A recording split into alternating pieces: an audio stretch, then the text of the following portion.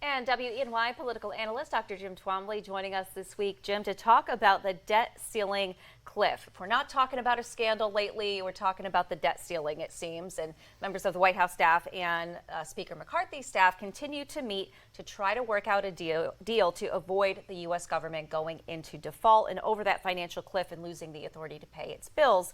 Now, President Biden and Speaker McCarthy had what both sides described as a productive meeting yesterday. Today, however, McCarthy told a group of Republicans, House Republican members, that, and later to the media, that the two sides are still nowhere close on a deal. Meanwhile, Treasury Secretary Janet Yellen continues to say she will run out of option to pay our debts in June, perhaps as early as June 1st. So, Jim, will there be a deal, and what will happen if there isn't one? The optimist in me likes to think that a deal can be reached. The part of me that just started receiving Social Security benefits is concerned that they might not.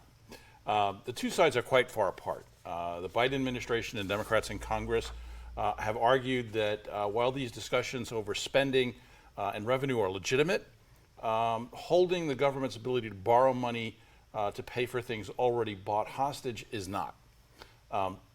Republicans, on the other hand, see the debt ceiling as their only opportunity to get the spending cuts that they want.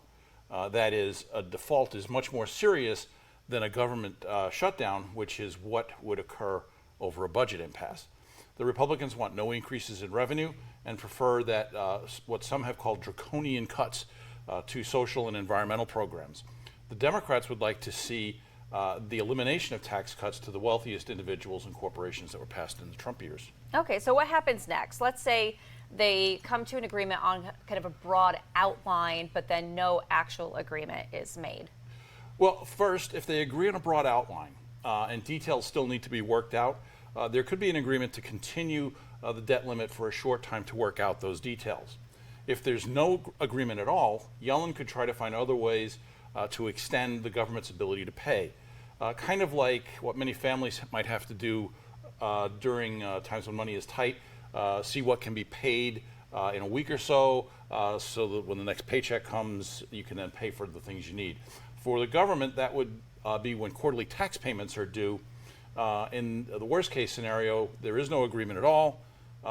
We might see an attempt to use the 14th Amendment, which says that the public debts of the United States shall not be questioned. Experts disagree about the mechanics of this and whether or not it is constitutional. But it would require action by the president to continue borrowing money to pay the bills based on the assumption that the 100-year-old law establishing the debt ceiling itself is unconstitutional. Okay, and last question, is this the most serious political crisis that we've faced?